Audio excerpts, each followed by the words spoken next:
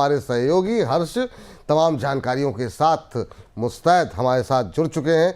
और हर्ष ने इस बार जो है काफ़ी अच्छी जानकारी निकाली है।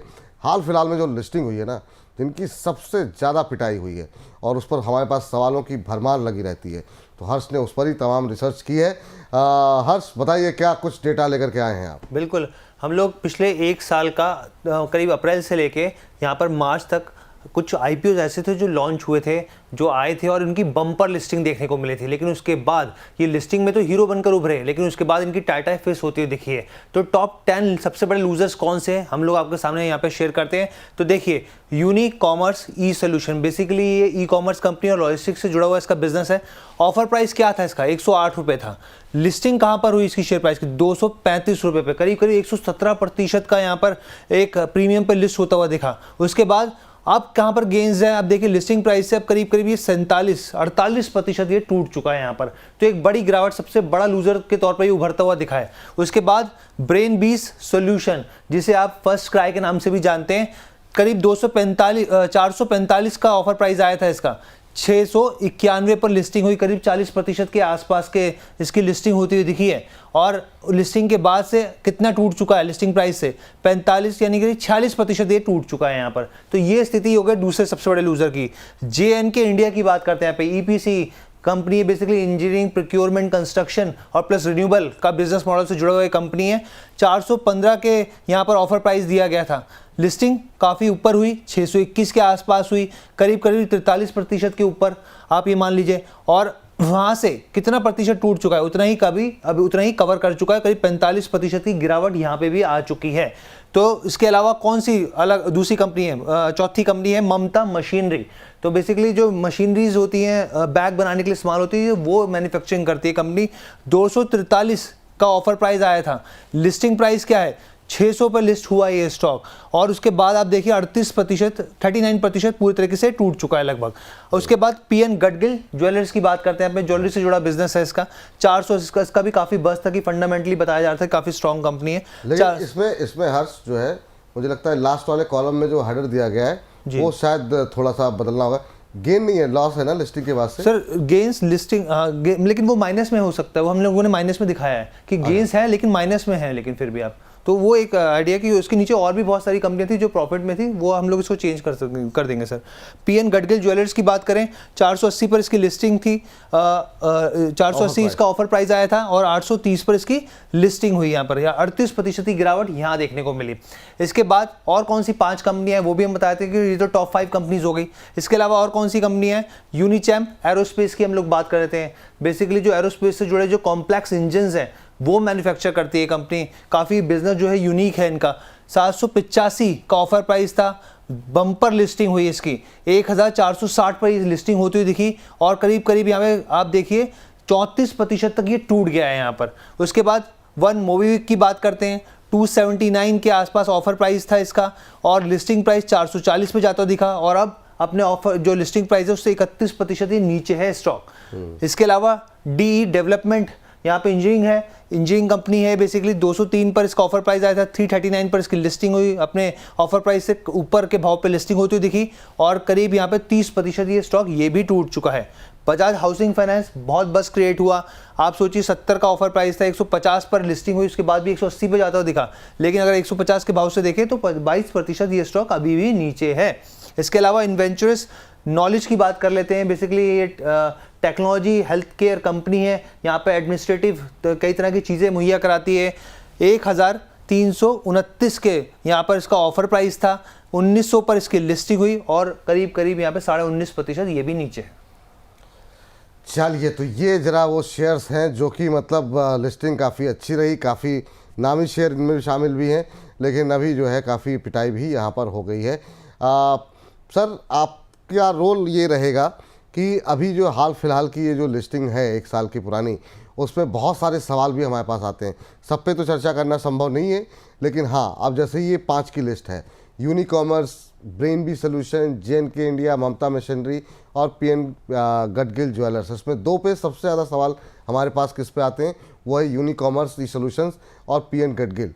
जेम्स ज्वेलरी से जुड़ी हुई कंपनियों में काफ़ी दबाव रहा है, उसी को रहने दीजिए अभी। पहले इन 5 कंपनियों पे बात कर लेते हैं सर से। इनमें सर किसी पे टिप्पणी, आपकी कोई पसंदीदा कंपनी हो तो उसके बारे में भी आप बता सकते हैं, वरना इनमें से जो 2 कंपनियां जिस पे सबसे ज़्यादा सवाल हमारे पास आते हैं, लोग काफ़ी परेशान हैं, उनके लिए कोई सलाह रहेगी आपकी? सर देखिए, सबसे पहले तो मैं एक चीज ऐड करना चाहूंगा कि शो की एक सबसे अच्छी बात ये हो गई है कि हर्ष का जब भी सेशन होता है वो कोई ना कोई रिसर्च ऐसी जरूर करके लेकर आते हैं जो ना मतलब it is so connected to the market trend. और क्योंकि हर्ष जब अपना ये प्रेजेंटेशन दे रहे होते हैं ना, मैं पूरे ध्यान से उसको सुन रहा होता हूँ, और उसके पीछे का कारण ये होता है कि ये जो डेटा पॉइंट निकालते हैं ना, ये हम कहीं ना कहीं जब डिस्कशन कर रहे होते हैं तो पिच करने में हमको बहुत फायदा मिलता है। तो पढ़ने की हमें जरूरत नहीं होती, हर्ष हमारा एक अच्छा सा रिविजन करके तैयार करके दे देते हैं हमको। सो उसके लिए I would like to congratulate Harsh. अच्छा लगता है कि ये मेहनत कर रहे हैं और कहीं ना बिल्कुल। कहीं ये जरूर हमारे काम में आने वाली चीज है। अब सर हम आ जाते हैं इन पर्टिकुलर स्टॉक्स में। देखिए, यूनिकेम की मैं आपको बात करूं, सॉफ्टवेयर आईटी की कंपनी है, साइज बहुत छोटा है सर, 1200 करोड़ रुपए की मार्केट कैपिटलाइजेशन की कंपनी है। टेक्निकल चार्ट्स पे जरूर एक कहीं ना कहीं रिवर्सल दिखाने की कोशिश कर रही है, बट कंफर्ट नहीं दे रही है। और अगर आप होल्ड कर रहे हैं, क्योंकि आप सवाल अगर आ रहे हैं, तो मैं समझता हूँ दर्शक इसको होल्ड कर रहे होंगे। मैं एक ही चीज इनको सजेस्ट करूंगा दर्शकों को, 134 के ऊपर अगर ये क्लोजिंग करता है तो फिर कहीं ना कहीं ये 162 का लेवल आपको दिखा सकता है। उस हिसाब से अगर आप होल्ड करना चाहते हैं तो करें। मगर सर करंट स्लाइड्स में मेरी कोई फेवरेट ऐसी कंपनी नहीं है। जो हर्ष की सेकंड स्लाइड है उसमें जरूर कुछ कुछ कंपनीज हैं ठीक, जिनमें मैं समझता हूं कि हमें थोड़ा सा ध्यान देना होगा। जरा इसको लेकर के आते हैं सर। अब इसमें जो हमारे पास सवाल आते हैं, वैसे तो आप अपनी तरफ से आप जो टिप्पणी करेंगे करेंगे, जैसे मोबीक्विक है, जिसमें कि अपने हाई से जो है करीब लिस्टिंग प्राइस से करीब 30% के आसपास नीचे आ चुका है। डी डेवलपमेंट में सवाल काफ़ी है। बजाज हाउसिंग फाइनेंस तो मतलब कितने सवाल हैं, हम लोग डेली आपसे डिस्कशन करते ही हैं हर बार। इन तीनों में कहीं कोई अपॉर्चुनिटी आपको लग रही है, या इसके अलावा भी जो है आपको लग रहा हो कि नहीं काफ़ी पिट गए हैं, ऊपर से नीचे आ गए हैं, जहाँ पे फ्रेश एंट्री की सलाह हो आपकी?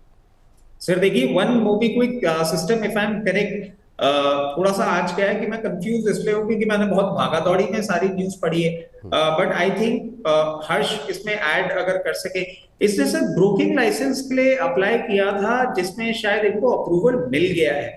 And if that is the case तो डेफिनेटली यहाँ पे आप कहीं ना कहीं एक बाइंग अपॉर्चुनिटी जरूर खोज सकते हैं।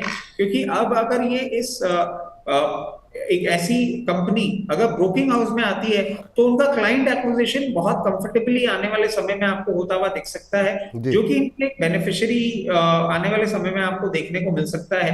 और मैं समझता हूँ यहाँ से आपको 360 रुपए तक का मूवमेंट देखने को मिल सकता है। वो लेवल्स अगर ब्रीच करता है तो बहुत कंफर्टेबली 400 रुपए के लेवल पे भी आपको देखने को मिल सकता है। जी। इनके साथ साथ एक इन्वेंचरस नॉलेज सोल्यूशन जो है, ये भी बहुत खबरों में बना हुआ है। और खबरों में इसलिए बना हुआ है कि कुछ कुछ मार्की नेम्स हैं जो इसमें करंट लेवल्स पे इन्वेस्ट कर रहे हैं। अब उसके साथ साथ आप देखें, ये जिस तरीके के आईटी सर्विस प्रोवाइडर ही है, बट ये जिन सेगमेंट्स को सर्व कर रही है उन सेगमेंट्स में आप देखें इनका बिजनेस बहुत अच्छी तरीके से फ्लरिश होता हुआ आपको दिख सकता है। तो मैं समझता हूं कि यहाँ पे तो नहीं, बट आपको करीबन 1450 रुपए के लेवल के आसपास अगर ये पोजीशन बनाने को देता है, आप उन लेवल्स पे पोजीशन बना सकते हैं। और उसके बाद बहुत कंफर्टेबली आपको 1700 रुपए तक का मूव, और अगर आप एक लंबी अवधि के इन्वेस्टर हैं तो आप इसको लंबी अवधि के लिए होल्ड करें। 2000 प्लस भी आपको आता हुआ दिख सकता है। बजाज हाउसिंग फाइनेंस में तो सर बहुत बेसिक बात है, पेडिग्री बहुत अच्छी है। और अभी इफ आई एम करेक्ट, कुछ ना कुछ I was going through announcements हम एक्सपेक्ट कर रहे हैं हाउसिंग इंडस्ट्री को लेके ही गवर्नमेंट की तरफ से या आरबीआई की तरफ से भी कुछ कुछ अनाउंसमेंट्स आते हुए आपको दिख सकते हैं, जिसका ये एक बेनिफिशियरी बन सकता है। मगर इसमें मैं एक चीज ऐड करूंगा सर, बजाज हाउसिंग फाइनेंस में आप तभी ध्यान दें जब आप एक लंबी अवधि के इन्वेस्टर हो। इसको ट्रेडिंग बेट की तरह बिल्कुल भी काम में ना लें। ट्रेडिंग बेट जब ये एम्पलीफाई कर जाएगा तब आप जरूर इसमें लें। अगर आप एक इन्वेस्टर हैं, करंट लेवल में पोजीशन बना सकते हैं, और 104 से 106 के लेवल पे अगर आपको मिलता है तो वहां पे अपनी पोजीशन और बढ़ा सकते हैं। वैल्यूएशन डिस्कम्फर्ट थोड़ा सा जरूर है करंट लेवल्स पे भी अगर हम इंडस्ट्री स्टैंडर्ड्स को ले, बट इसको as a case of exception ले, ये आने वाले समय में आपको एक अच्छा रेवेन्यू भी देता हुआ दिख सकता है और लॉन्ग टर्म इन्वेस्टमेंट के लिए बहुत अच्छा काउंटर बन सकता है। बिल्कुल। और आपने जो कहा सर मोबीक्विक पे, बिल्कुल सर, यहाँ पर जो है कंपनी ने जो है कॉर्पोरेट अफेयर्स मंत्रालय की तरफ से मंजूरी भी मिल गई है कंपनी को जो है इसको लेकर के, और सब्सिडरी कंपनी का जो नाम होगा मोबीक्विक सिक्योरिटीज़ ब्रोकिंग कंपनी के नाम से होगा, जिसमें कि इनिशियल कैपिटल 1 लाख रुपए तय की गई है और पेरेंट कंपनी जो मोबीक्विक है वो इसमें 2 करोड़ रुपए जो है एक या एक से अधिक ट्रांचेस में निवेश करेगी। तो ये बिल्कुल आपकी खबर जो है बिल्कुल सही है। तो हर्ष, पहले तो इतनी तारीफ रचित जी ने करी दी है तो मेरी तारीफ की आपको आवश्यकता है नहीं, ऐसे ही आप बढ़िया बढ़िया आंकड़े नंबर्स लेकर के आएँ जिससे कि हमारे दर्शक ज़्यादा लाभान्वित हों, उनको भी थोड़ी सी आदत पड़े कि कुछ डेटा सर्च करें और अच्छे शेयरों को ढूंढ करके लाएं।